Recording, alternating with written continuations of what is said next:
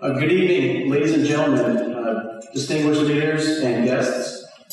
Thank you for your time this evening. My goal is to involve you in a lively and meaningful conversation with our panel so that we can uncover the issues, challenges, and opportunities of the subject of information, the Marine Corps' newest warfighting function.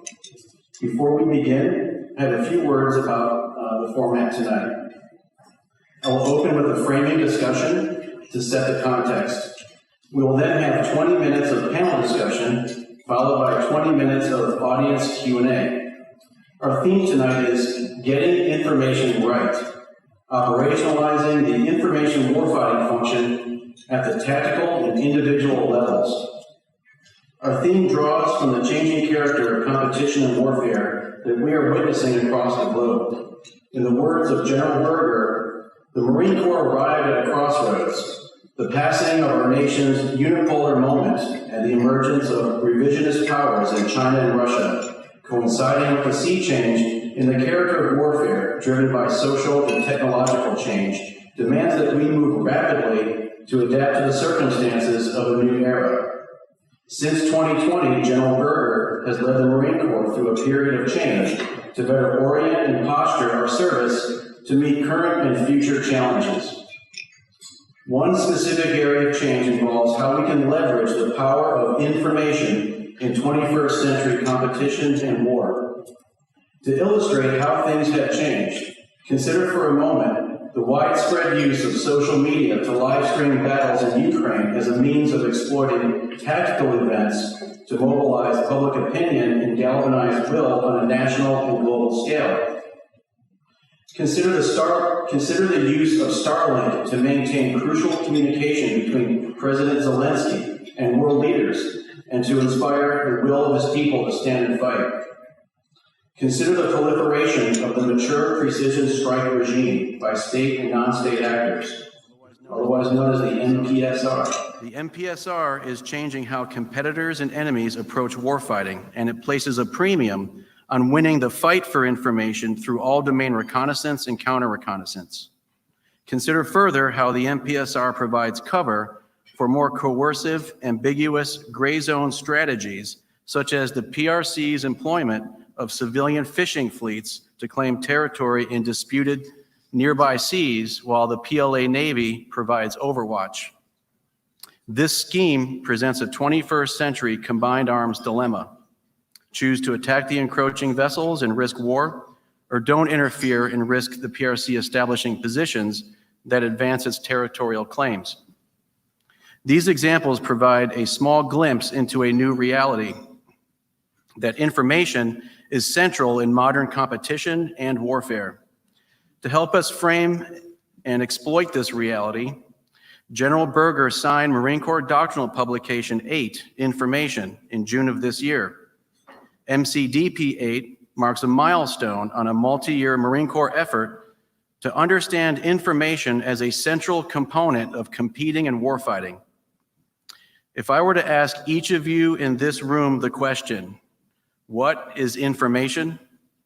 I would likely hear responses such as data, data in context, words in a message, or bits that flow across a network.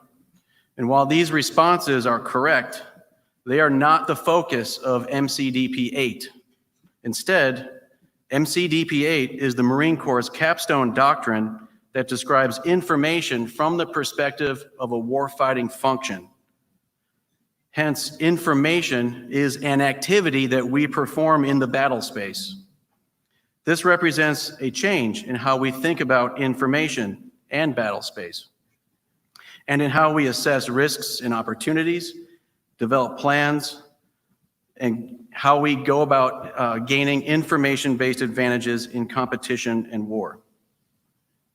The driver behind establishing the information warfighting function and in writing MCDP 8 stems from the challenges in the global security environment that I spoke of just a few moments ago, and the subsequent challenges and opportunities that result from this changing environment. The current era, often referred to as the information age, fundamentally undermines the presumption of persistent U.S. information-based advantages. This challenge spans from the strategic level of war all the way to the tactical unit and even the individual level. Marines should never assume they benefit from a specific information-based advantage without having to compete and fight for it. So this brings us back to our theme and focus for this evening, getting information right, and the need to operationalize the information warfighting function at the tactical and individual levels. And so now turning to our panel, gentlemen, given your experiences and deep understanding of where the Marine Corps and the broader Joint Force are going with information, what does getting information right look like? And conversely, what are the consequences of getting information wrong? Let's see, it's turned on.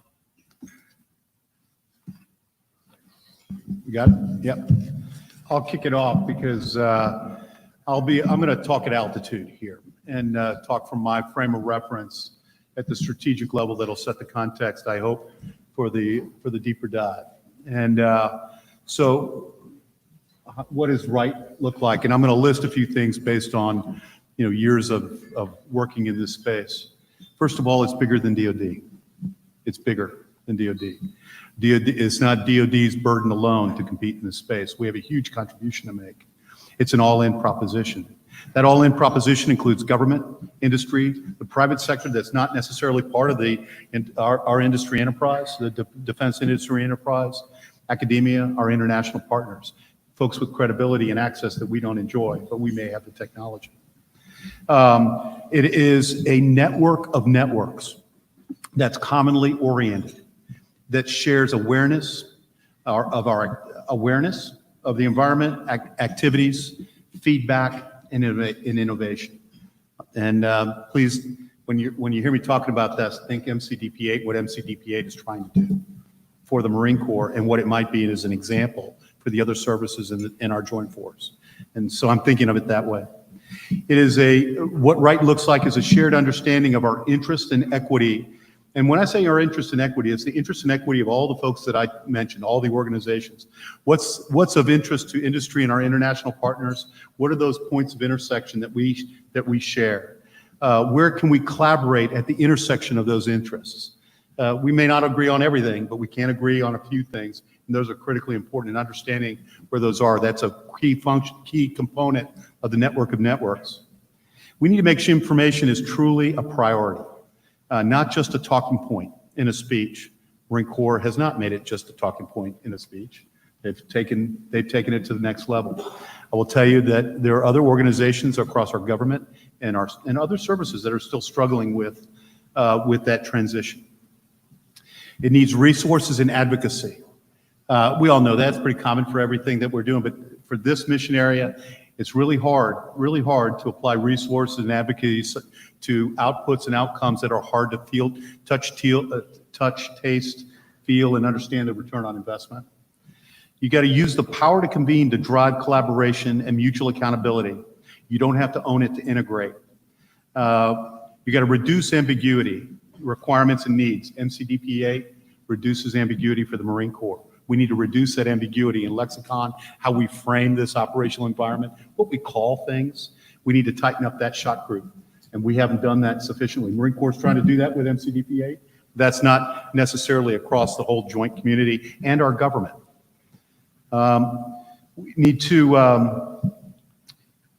We need to help focus the efforts of the private sector innovation and empower that by, remember what I talked about, being clear and articulate about our requirements. It's a whole lot easier for industry when we're less ambiguous about what those requirements are in this space. We got to emphasize the intersection of at the hard and soft science, not just the cyber MSO. It's critically important. We have mechanisms, processes, acquisition strategies, test and evaluation for those. But where does that intersect the soft science, the cognitive space? Gray matter matters, and how that's integrated has to be a critical component of what right looks like. We need engineering lab focused on OIE. We need to be able to and by the way, we need to take a nod from the Defense Science Board study of summer of 19. that recommends that we get at that the Defense Department get at. Also, Joint Requirements Oversight Memorandum 068, July of 19, that also says, hey, we need a way to reconcile our acquisition and our development in this space at the intersection of hard and soft science, because that right now does not have, and many of the senior leaders know that there's no shepherd for that. There's no designated senior advocate for that mission space when we talk about information. Comprehensive understanding of requirements and capabilities for the joint force, enterprise-wide visibility. How many times have there's been an investment or a requirement at one combatant command or one joint or service entity that's already being developed somewhere else, they just aren't aware? How do we reconcile that? Right looks like when we have common visibility. And then, and I already mentioned this, but this is critical. How do we reduce ambiguity in how we describe and prescribe OIE? Thank you, MCDPA. We got to reduce the gaps in the lexicon and understanding. And if we can't resolve this within our own Department of Defense, how can we have serious conversations with industry and our partners and about how we get at some of these problems? So right looks like when we have a clear understanding of the terms and a clear understanding of how we can have conversations in this space. If we don't do it, we'll continue to be relegated to be out-competed by our adversaries who, in fact, have prioritized, and we know this, have prioritized where they use these capabilities against to challenge our interests. Again, they're very thoughtful and have prioritized where they at the intersection of the cognitive space and the technical space to get at our interests. So I'll stop right there and wait for questions. Eric, it's a broad question, so thanks, because we could shoot on that target anywhere between 2, 10, and 100 minutes, and judging by the number of my friends, a lot of friendly faces in the audience here this evening, who shared words beforehand about really pointed, hard questions they intend to ask. I'm going to err on the upper end of those minutes. I'm maybe closer to 10 than 2, but I'm looking at you, Dave. When people talk about change and making it stick, there's 3 words that stick out, at least 3 words that I've heard with reference to change. It's people, process, and technology. I'm going to spend time on 2 of those things anyway. I think process will, since everybody just ate, that's one of the 3 pillars I'll steer away from. I'll talk about people and tech a little bit, especially considering the company we're sharing this evening. Before I begin with that, I got to tell you a quick story. And if this is being recorded, thank you, Lieutenant General Smith, for untethering the goat from its stick and allowing me to come to the East Coast, share some thoughts with this austere group. Ironically, I didn't think I'd have to leave the West Coast to get to better weather, but we have a hurricane off the coast right now, so I don't know how that works, but hopefully I didn't bring any of that weather with me. I'm sitting with my boss, Lieutenant General Smith. We're about to go into a brief about this McKick concept. One of the pros from DCI was going to dial in and spin us up on this. This Marine Corps Information Command, if you haven't heard of this. And he's staring at the Eagle Globe and Anchor in this on the wall. So sir, are you okay? He says, I'm looking at the Eagle, and the MiG is like the pin feather on the Eagle of our EGA. And if you've ever been in an SVTC or seen my boss on camera at one of these round tables or commander's huddles or whatnot, if you look closely, you might see me just in the periphery. I always carry 2 laptops, 2. One's always connected so that I can Google what's a pin feather. I'll tell you. The pin feather is like, they're new feathers, and they're still connected to the blood supply. They represent growth. If you pluck a pin feather off an eagle, none of the other feathers grow, right? It's going to stunt flight and everything else that an eagle's known for doing. So I just found that interesting that the pin, he referred to the MiG as the pin feather. And I think it's appropriate because it's still very much in a growth and development kind of phase, right? So people, I think we got to pay really close attention to how we staff our MiGs, who we send there, right? From the commander on down. This is your Marine Corps' Information Maneuver Regiment. And the interesting thing about it is it doesn't need transcom to get in the fight. Could do it from anywhere in the world. That's why we're spending, MilCon on the West Coast building this Project 1090, state of play, all domain, ICD 705 compliant. It's going to be STO, SAP, compliant. Just huge, beautiful building. Can't wait for that thing to be finished. But you can fight from anywhere in the world.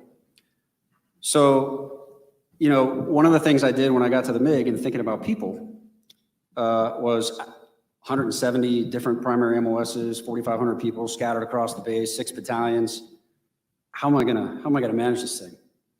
And so I started talking to the grassroots level folks, right? Captains and majors. And my XO looked at me incredulously when I said, I'm gonna RO everybody I touch paper on, for whom I am the reviewing officer, I'm gonna sit down and talk to them. He said, good luck with that, sir. I said, yeah, it's your challenge to schedule it, so get busy. Next thing I know, 3-4 times a week, I got young men and women popping by, captains and majors, and sat down with them and talked to them. And one of the questions I asked was, these sessions would go anywhere from an hour to 2 hours, depending on how much my XO would let me get away with. I said, where are you going to be in 10 years? Where do you see yourself in 10 years? And this is a technique that I owe General Seeley, because he did it with me just over a decade ago. He said, where are you going to be in 10 years? I haven't thought about it. So thanks, General Seeley, for that. I've reused it at least 160 times. And so, where are you going to be in 10 years? The reason why I asked that question to captains is they're battalion commanders 10 years out. The reason I ask it to majors is one of them is going to sit in the chair I was sitting in when I asked the question, right? So we got EWS captains here tonight, right? All over. How many captains and majors, just by just a couple claps? Where are you at, captains and majors? All right, so a few. When you get to where you're going, next duty station, ask your RO to sit down with you, right? Because one of the most consistent bits of feedback I got from these young men and women was, no one's ever done that. And it's not taking anything away from their RSs or battalion commanders for the most part, but it was enlightening for me, and it really set the course for how I wanted to kind of lead steer this relatively new thing by just hearing all their great ideas. At least one of them is here tonight, so let's talk about him first. Bevo, you out here? Ratcliffe, where are you, buddy? So Major Ratcliffe, right? One of the things I learned talking to these folks is, and if I could offer some constructive critique to our own services, we put a lot of emphasis on numerical designators, MOSs. They kind of matter in terms of how they shape your mental modeling and whatnot, but like Bevo's a 7588, he's an ECMO. I don't care, he's brilliant. So I put him on this only of its kind, first of its kind, single LPD deployment out to the Pacific on USS Comstock, except, and we called it Task Force Ellis, named after the late Pete Ellis, legend and hero of mine. Except we didn't put him on the boat, right? We sent Bevo to Singapore, and he got embedded with this Joint Task Force Indo-PACOM organization. If you're familiar with it, you know what they do. Phenomenal place to get influenced and even influence others. He comes back, I sit down with him, he goes, sir, I got this great idea. And he pitches me on it, and I said, well, you got to put that in front of the CG. So I think, what I give you, like a day's notice? I put him in front of the CG, like 24-hour notice, pitches this con up. I said, that's really good. Let's know the SecNav's coming tomorrow. You're going to pitch it to him. So he pitches it to the Secretary of the Navy. Fast forward, con up goes to Indo-PACOM. And what are we doing with it today? Well, initially it started out with putting Comstrators, right? PAO, for those of you not familiar with the way the Marine Corps changed its vernacular. We put Comstrators on US Coast Guard cutters in the South Pacific, which was fascinating. And they were asking for it, by the way. So this is, for those of you familiar with Advantage at Sea, Tri-Maritime Strategy, this was that like in motion. We actualized it, right? All on this concept. Well, today, that same seed, that same idea from this major has grown into a multi-domain approach, including Indo-PACOM approved MISO, Military Information Source Operations. That's blended with a Comstrat approach, and it's backed by a multidiscipline recon, counter-recon collection platform that's on its fourth heel-to-toe rotation in theater. How do we get information right? Do more stuff like that. Get ideas from the grassroots and give them a little space, a little bit of an audience, grease the skids for those con-ops to go up, get approved, and just watch what'll grow. So thanks, Bevo. You taught me a lot, man. One other captain I'll tell you about, and then I'll stop on people and switch over. Had a guy named Col Mako. Col Mako was an 1802 who lost his ride in 2019. For those of you not familiar, 1802 is a tanker, armor, MOS. Force design decisions were made. We did away with tanks. Mako loses his ride. I said, hey man, we're gonna call you an Uber. Cool, MOS. Send you off to Colorado, give you some space training. We bring him back into this MiG formation on the information command, the ICC, our watch floor, if you will, and made him a space planner. So we start doing stuff with our naval partners down the road, the 3rd Fleet guys, and wouldn't you know it, they're like, hey, can we borrow Kyle? Kyle, where do you live? Sure, I live in San Diego. Gas is expensive. Would you like to work at 3rd Fleet? He literally could paddleboard to work from his apartment. So I said, fine, you can borrow him for 90 days. It was kind of an under the table sort of personnel swap. I gave him a Marine captain. They gave me a Navy captain. I thought that was a pretty good switch.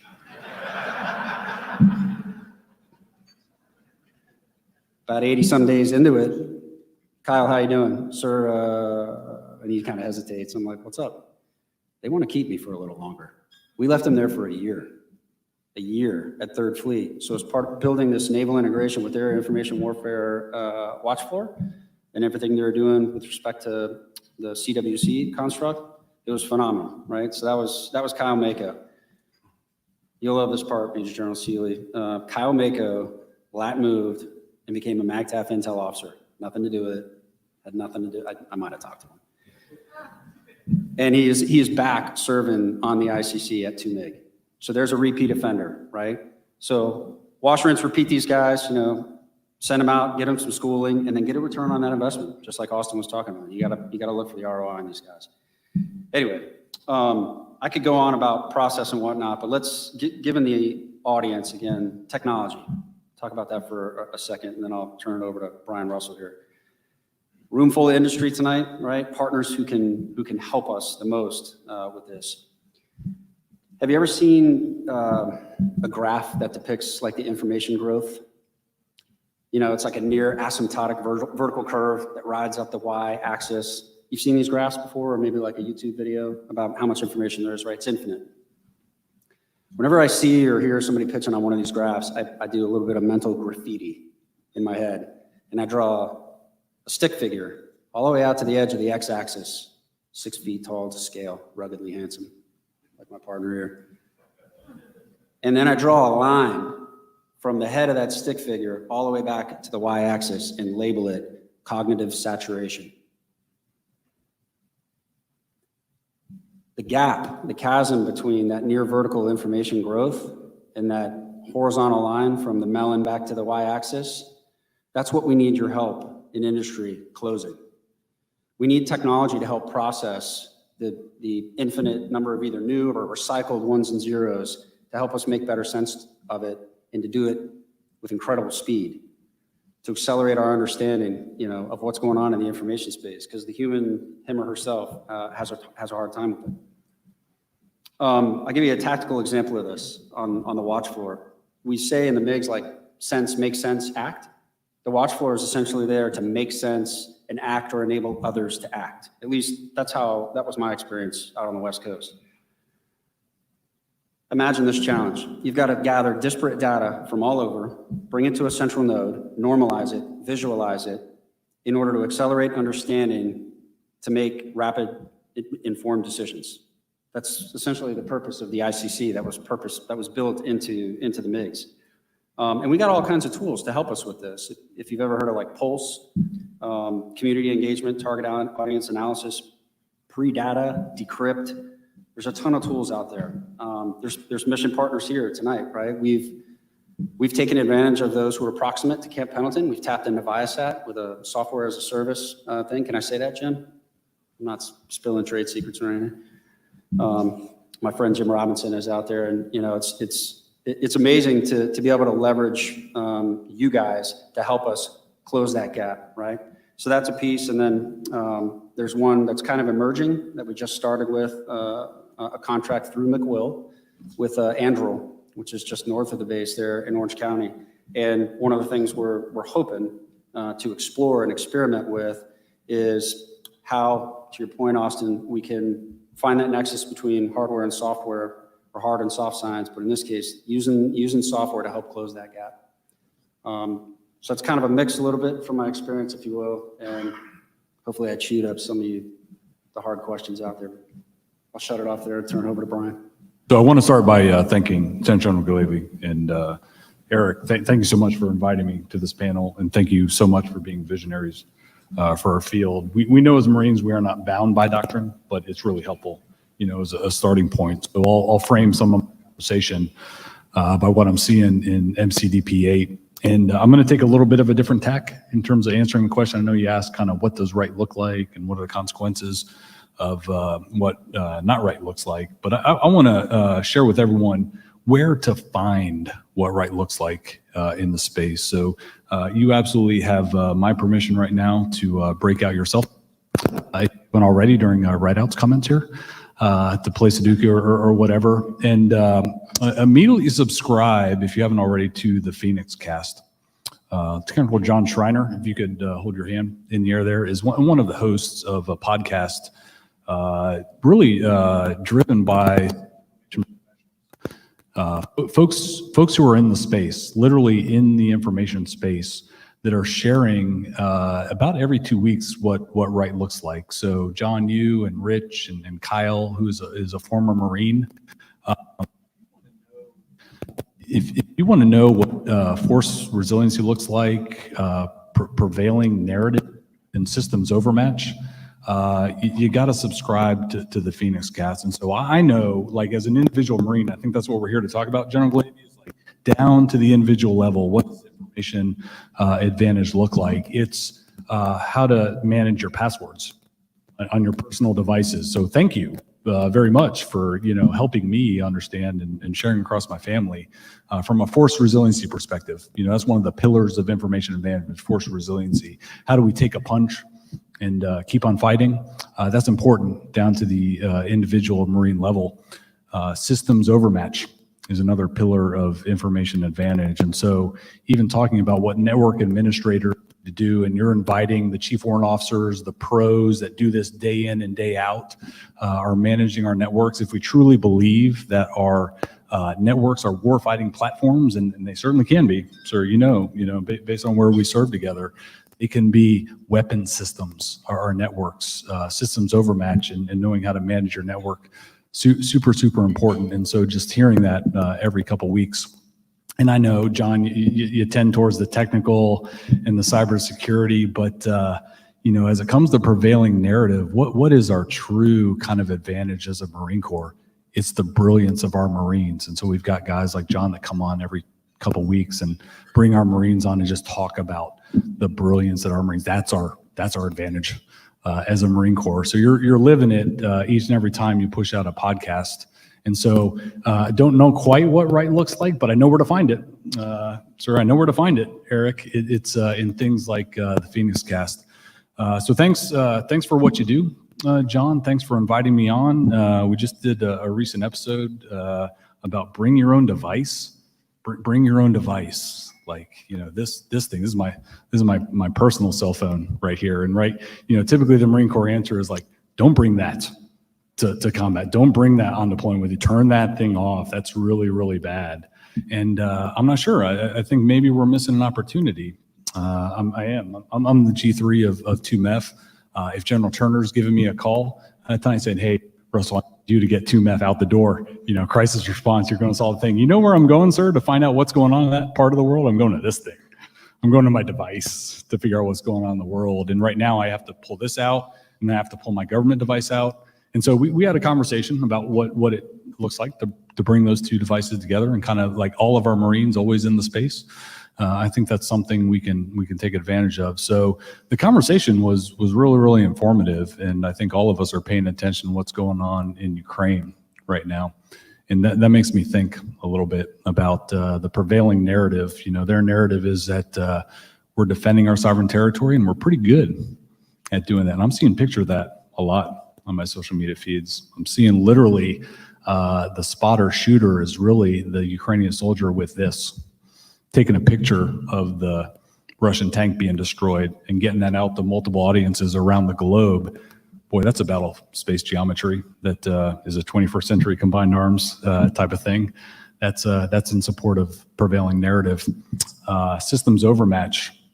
Yeah, a lot of open source articles about how they're taking devices like this and putting targeting software on this, kind of open source, crowdsourced, developed to help them be better at targeting. Everyone was thought, Russian mass would, win the day. They're being really good in what they're doing with targeting, and they're bringing their own device to do that from a systems overmatch perspective. And then from a force resiliency perspective, I think we all remember just 8 years ago when Russia first invaded Crimea. And if you're Ukrainian, you're turning your cell phone on, bad things happen.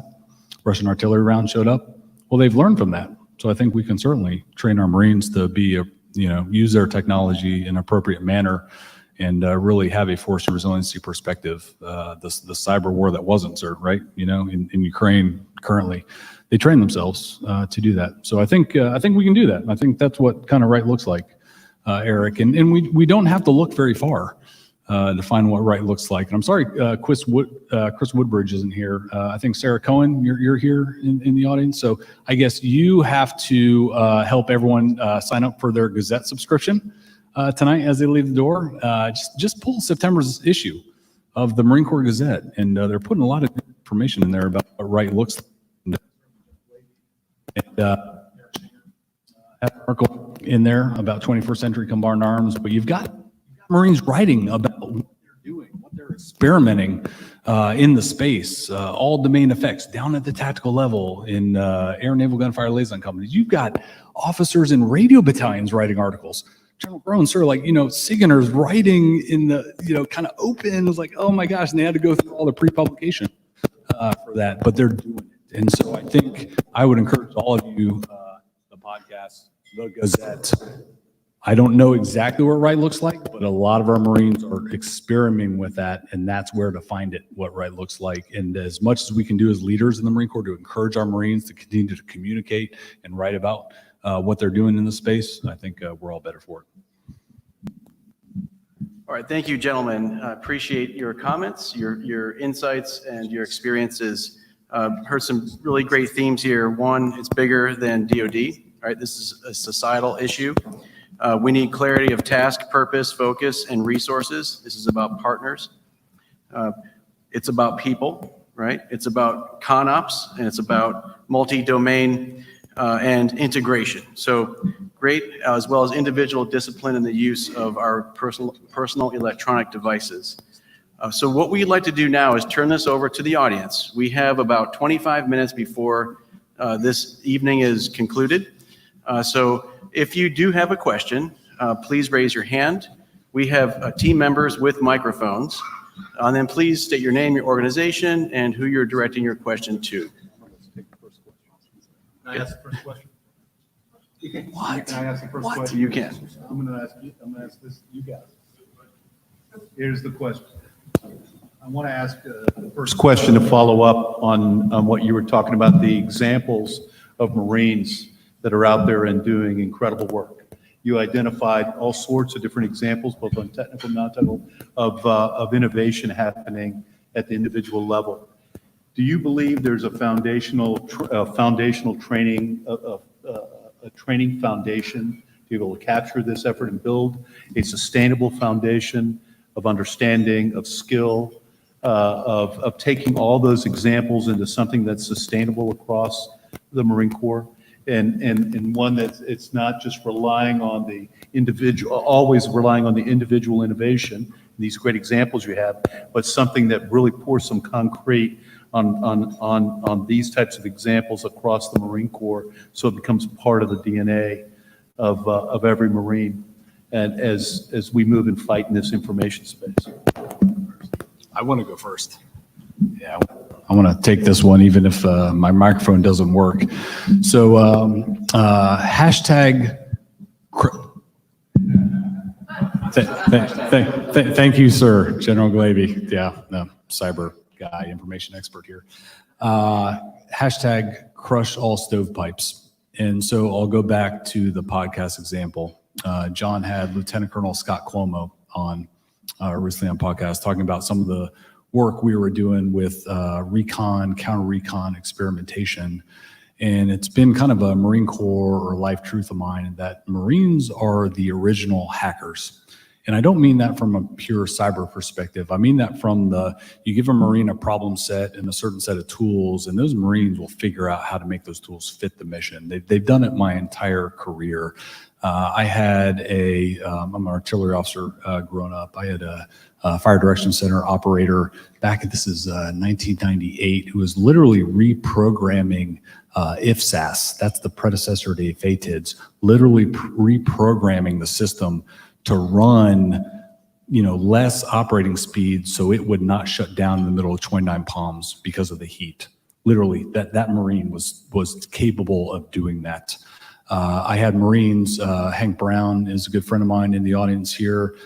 We were working out at 1st Battalion, 12th Marines, artillerymen. You remember our communicators took this thing called EPLARS, as a position reporting location system, and we figured out it was a great kind of bandwidth pipe. And so, hey, we'll just pipe our AFATIDS information over it. It's a great fire support coordination system. So Marines are like the original hackers. And so I think a lot about what are we doing nowadays to enable our Marines to just use the technology, use the tools they have to repurpose them for the current need. And so thank goodness for Scott Cuomo mentioning Sergeant Eggleston on the podcast he was on. And Sergeant Eggleston was one of my GEOINT Marines that I put inside this information command center. She's a GEOINT Marine by trade, right? She's just supposed to look at map stuff. And so she is part of literally repackaging the maritime radar and the appropriate waveform to pass the targeting information through an Estonian mock back to the 6th Fleet mock. She's a GEOINTer doing essentially communications things. Where did she learn that? She learned that from this kind of cross-purposing, putting Marines in environments where they're able to cross-pollinate across different skill sets. And I think that's what we need to do, Austin, is not necessarily a particular training environment, but an environment where they're able to understand and adapt with a lot of different capabilities and just the freedom to experiment with that. So that's what I think about is that cross-pollination of capabilities and skill sets. Get them out in the dirt and make it hurt. SLTE, MWX, right? When I was looking at the scan in the roster, I saw Lieutenant General Furness was going to be here this evening, so I was going to go back to 2019 and tell some stories, but I don't have a fast enough getaway car. So I'm going to hold on that story and brag a little bit about Major General Turner's Blue Diamond this past spring out in 29 Palms. If there's any question that learning is occurring vis-a-vis signature management and the information space, here's a little story about 1st Marine Division with a live adversary off of 2 MEF, 2nd Battalion, 2nd Marines. And the commander from, by the way, 2nd Battalion, 2nd Marines was 2 MEF's IBX 30 battalion. So they were equipped with all kinds of whiz-bang gadgetry. They had precision munitions, similar to like Switchblade, all kinds of bleeding edge tech, right? And weapon systems. So 1-4 goes out there. They know this. I guess they get a threat brief. And sir, you could probably tell the story a whole lot better than me since you were there. But 1-4 was tasked essentially with clearing an objective held by 2-2. That's just kind of the essence of it, right? They know a little bit about the capabilities they have. They do some research on, the whole kill chain, right, from ones and zeros and how they get passed from sense to shoot. And so the 1-4 commander and his staff decide, hey, we're going to use a little information related capabilities. We're going to use space-based electronic warfare tools, and we're going to neutralize the adversary's loitering munition capability. So 1-4 starts maneuvering to gain a foothold. 2-2 tries to turn their stuff on. By the way, 1-4 knew as they're going through the same envelope that they're having an effects on, they planned, they mitigated the effects of their own C2 systems and through comm relays and pre-planned comm windows. This was all part of the deliberate planning before going through and executing this maneuver. The point is, cutting edge capability was denied at a critical point in the fight because a network it relied on was vulnerable and a backup system wasn't readily available. So 1-4 CO used signature management, planning, and execution, right? And I guess the takeaway get in the dirt and make it hurt, right? You tend to remember things that are painful. We don't want to remember this vulnerability when we're out in a first or second island chain somewhere when our adversaries are employing the same kinds of techniques against our fires EABs. So get in the dirt, make it hurt, go to the field, experiment, don't be afraid to fail. We're going to learn sensationally from failures. So I think, 29 Palms has a world-class facility. There's world-class training all over. That just happens to be a place where folks tend to migrate to. And it's impressive to see the evolution from a combined arms, desert fight that we've already fought and won a couple of times to what it's grown into today. That's what I would offer. Thank you, gentlemen. All right, for the audience. Hello, sir. Gentlemen, Eddie Pena, LtGen Solutions. First question, I want to direct it to Colonel Rideout. Of course, the panel can answer, but I want the Colonel Rideout, if you could, to lead the answers. These opening topics sounded a lot like a book that you might have heard of because you're a well-read individual by Rick Hayes Roth called Hyper Beings. And a topic he talked in one of his papers called Valued Information at the Right Time. You familiar with that work, sir? Yeah, the VERT concept. I figured you would. You're a well-read individual. As we saw, Russia has failed, I think, as a layman, in getting close to that model where they're getting that valued information at the right time and being able to use it. China doesn't have to play by the same rules that we do. They're not a democracy. They don't have to play fair. So do you think we are on par as we talk about near-peer threats? Do you think us and China, we're on par, or are we a little bit behind because we don't play by the same rules? And if we are, how do we catch up while still having to play by those rules that we do? Remember when I alluded to those loaded questions at the beginning? All right, thanks, Eddie. There's a lot there. Do I think we have competitive advantages in the space? I do. And you can talk about, hardware, software, human glueware, the wetware. I think our innovative spirit and our Marines kind of can do, like refuse to accept no, refuse to accept failure. We just have a winning spirit. It's part of our ethos, it's part of our culture. And I believe as long as we create space for them to continue to innovate, I think from an American culture perspective, we got a lot of that going on, and we've got a system of government that won't necessarily crush that. We have an economic society that was essentially built on competition, and in the sense that, let's hear all the best ideas and may the best one prevail and become wildly profitable. And if multiple people are competing for that wild profitability, that's a good thing. I haven't spent a lot of time inside China. I've spent a lot of time studying China. I don't know that they share that same base that we have. Some would assess that they're catching up to it. I guess we'll see. But I think the innovative spirit of our individual Marines and sailors, just, do it. I saw some amazing stuff in my 2 years at the MiG. I continue to see it as the Chief of Staff of the MEF, just from a broader perspective. And it's alive and well.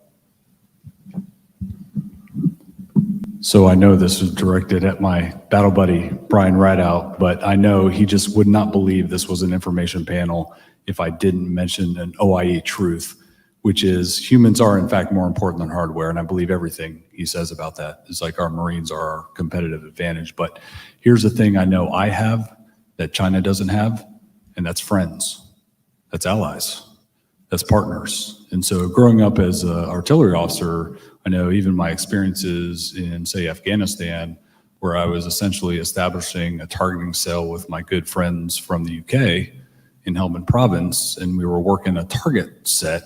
And maybe I couldn't strike that under my rules of engagement, but I was like, hey, mate, here's a target. What do you think you can do with that? And they're like, crack on.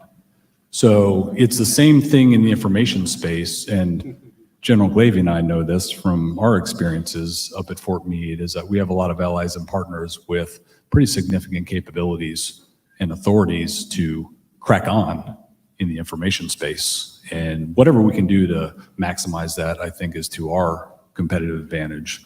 That's what we have to counter the China threat. Marine Corps aside, in their leadership that we've already talked about, not only with MCDBA, but decisions by senior leadership in the Marine Corps to make this a priority area. This is not the same across our government. We're not unified and to achieve a competitive advantage in the information environment, both technically and in the cognitive space against the Chinese onslaught, who have prioritized these efforts across all different spaces, not just in their military space.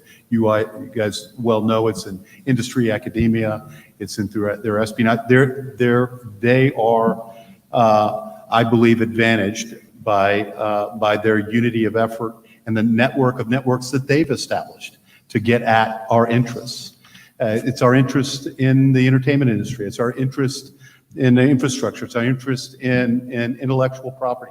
All of that is vulnerable. Unless we're unified, we're not going to be able to compete at a level that gives us any kind of strategic advantage downstream. And I think we're still struggling with that. Marine Corps side is now, Marine Corps is a part of, as I already said, is a larger engine that we need to commonly orient against. Not only the Chinese, but others who challenge our interests. But so to your question, until we make that decision as a government, and with our partners, who sometimes still scratch their head. If you go to the information professionals that are in other countries, they sometimes still scratch their head to find out, to try and understand how we're organizing for this fight. At the Joint Force level. Talk to them all the time. And we need to tighten up our shot group. And so then we'll be able to do that. Now, do we have an industry enterprise that's innovative? Yeah, most of you out there. Is there enough clarity in this mission space for you to kind of do the developed and focused IRAD that you need to be able to bring capability to requirements in our space so DoD can contribute to this broader fight? That could probably be improved as well. So to answer your question, we're not competing at a level we should be competing at, and they know it, and they're taking advantage of it. Next question over here. Oh, can I do one comeback to Mr. Pena? Because I want to make sure, so you asked a hard, legitimate question, and I want to make sure we didn't just respond with a bunch of happy talk, which happens to be true, right? In the case of our Marines, we love them. But to Austin's point, if we don't get serious about speed, from concept to product to market, then I'm going to attack the defense acquisitions framework for a hot second, because I get some friends in the room who you look like you did time at Hospital Point too. So Mr. Dan Fitzgerald's back there smiling with his hand in the air because he's like, go ahead, preach. If we don't get serious about speed, particularly in the information space, information technology, we will get outpaced. We'll get outpaced because our system of self-imposed bureaucratic barriers, which are there for very good reason for long lead, long-lasting systems, right, do not necessarily apply to the speed at which information technology evolves. I'm talking 12 to 18 month hardware cycle, 6 to 12 month software cycle. That's how fast we have to get. That's how fast we need industry leaning in with your good ideas, with your collaboration, with folks in uniform, right? The beta testers, if you will. We need folks getting super creative about other transaction authorities, CBER level 3 type contracts. We need speed in contracts, right? We can innovate all day in 29 Palms, Camp Pendleton, Camp Lejeune, other places. But if we can't get a product, if we can't get a concept to mature to a product quickly, we're gonna end up buying obsolescence, buying and fielding obsolescence. And that is a very real challenge set. So in one area, I think we're outpacing them. In another area, if we're not careful, we're gonna get outpaced. Question over here. Hey, good evening, gentlemen. Colonel, almost retired Andy Whiskey Man, erstwhile CENTCOM 839, now with National Defense University. Question for you all is on risk. So tactical brilliance is absolutely important. But what has been your experience in overcoming reticent senior leaders of employing those capabilities because of their framing of risk in the information environment? Andy, as you know, that has been that's been the kryptonite to a lot of navigating the authorities and permissions and all the different policy pathways necessary to mitigate the risk you talk about. It wasn't that long ago that Chris Mayer, the ASD for Solic, was talking about that was the biggest burden he was trying to deal with when making policy decisions to support, to enable his information forces to do their job. Let me give you an example of what's happening right now. You guys probably saw the Stanford report is a couple of weeks ago on web operations and that influence web operation that's going on in DoD and what they're saying about that. The violations of terms of service, Meta is complaining about that. So we have to navigate all that. The political pressure associated with that, with Meta coming to the NSC and then to the Department of Defense to say, hey, we got a problem with DoD and terms of service violations.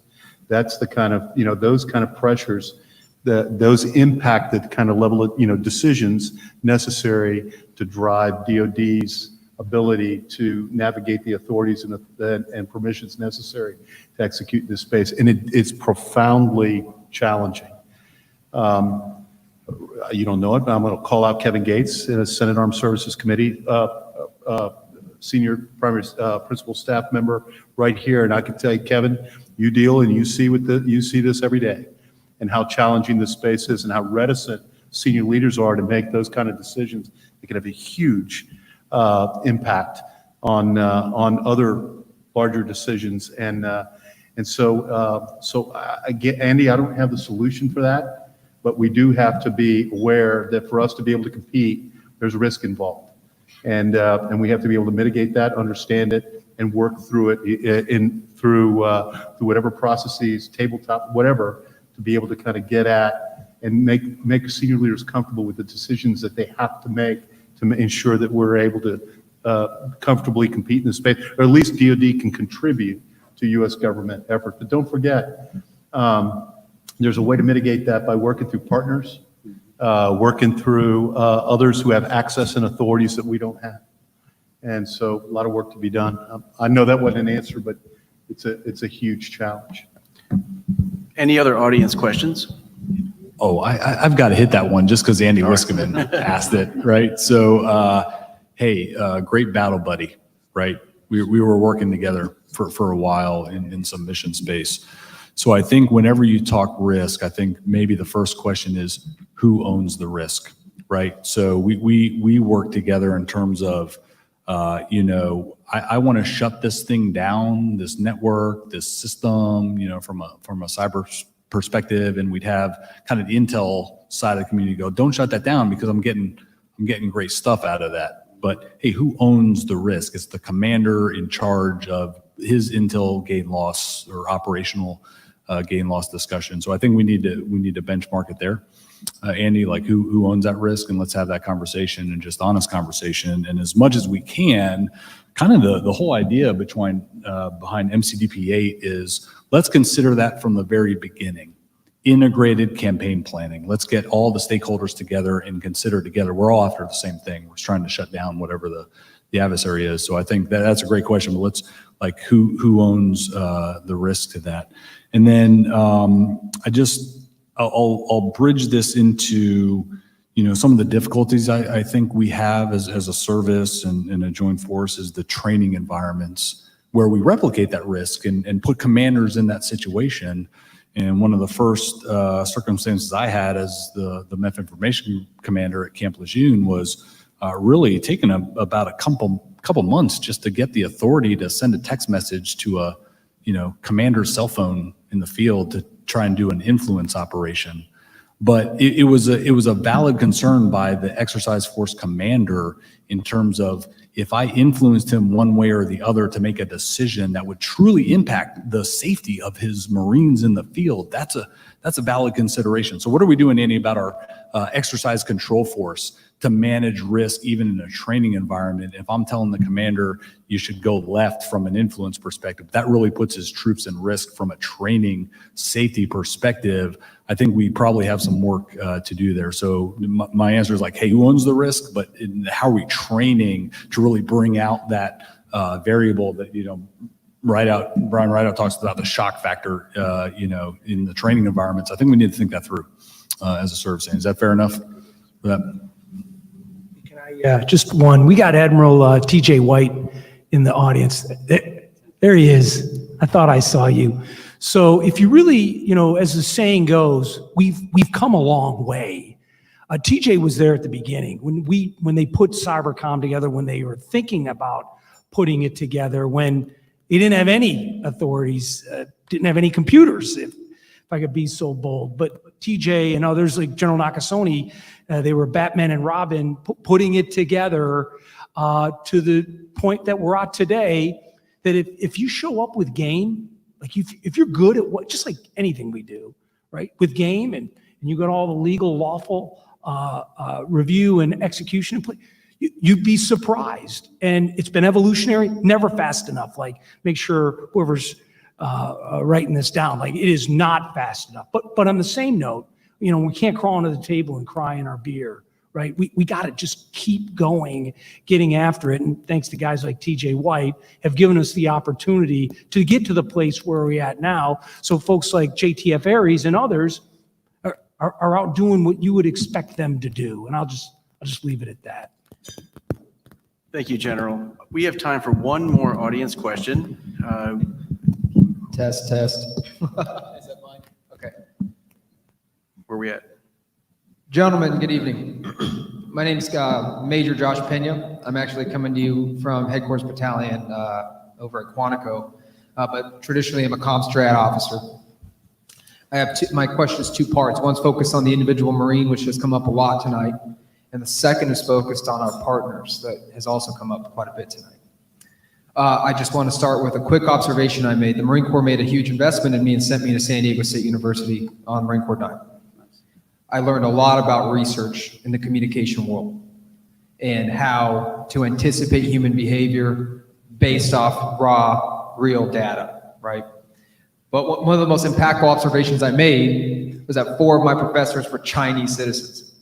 They were doing academic research on US citizens and gathering invaluable data on how we behave. And that blew my mind on the investment, right? For the Chinese government to say, yes, you can go become a professor in the United States and research the American public.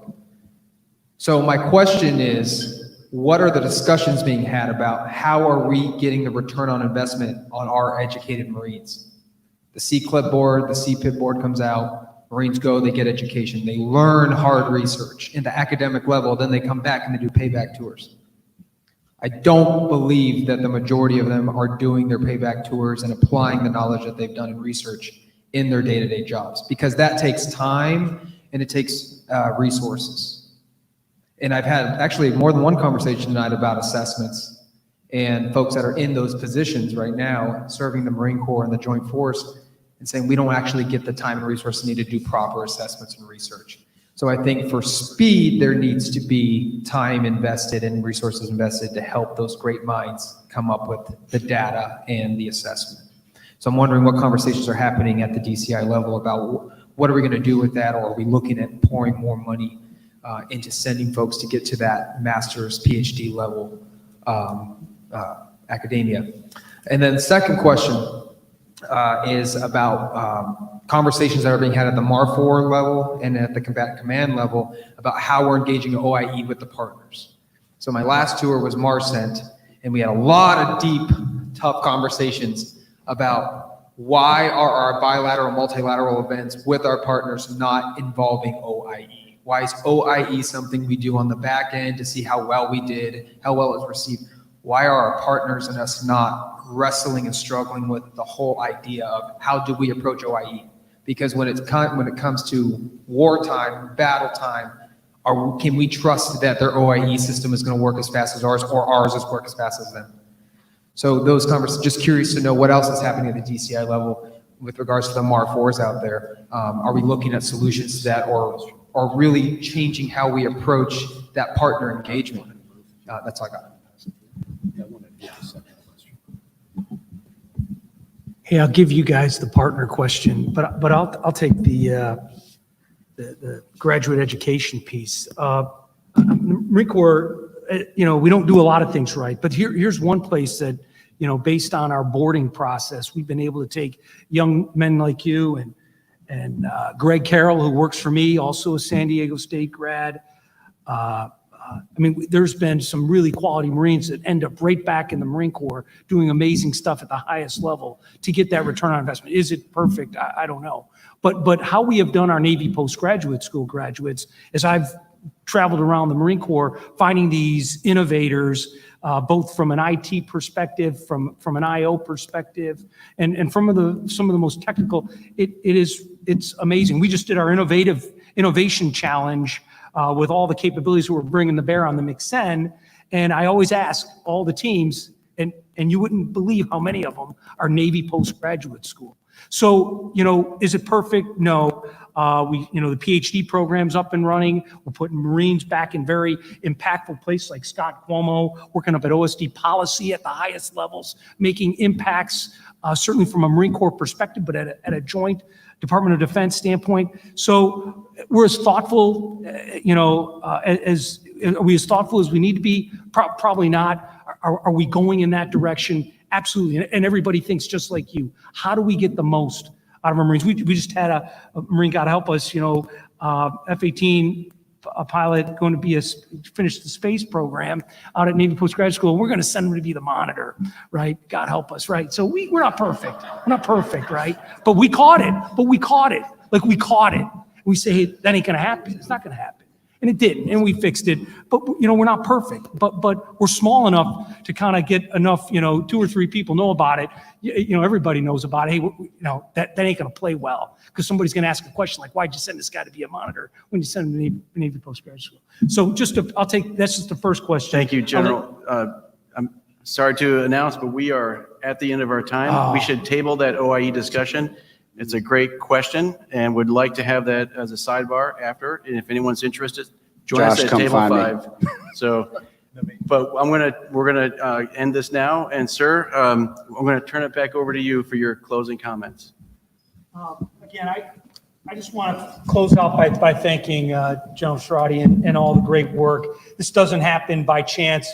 I would also tell you that the success of these MiGs, the success of the innovation, has a lot to do with the 38th Commandant. He was a co-editor as we put MCDP-8 together. He believes in this. He was the first one out of the chute as he signed it to be out at the Hudson Institute, doing all the things that you would expect from a campaigning standpoint to truly understand how the Marine Corps is going to make a difference in this space. Because we're small enough, to Austin's point, to do it. It doesn't take a lot for the Marine Corps to turn. There's only one 4-star with command authority in the United States Marine Corps, and that's our Commandant.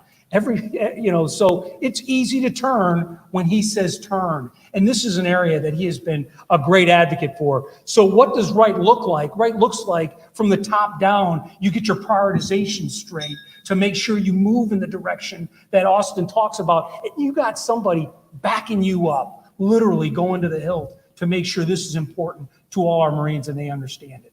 Okay, again, thank you so much for all the distinguished guests. I see Mike Rohn, we didn't recognize him, TJ White. There's so many other great folks out there. But again, thanks for coming, and hopefully we'll see you at the information dinner, awards dinner in April. Back over to you, General Sherrati.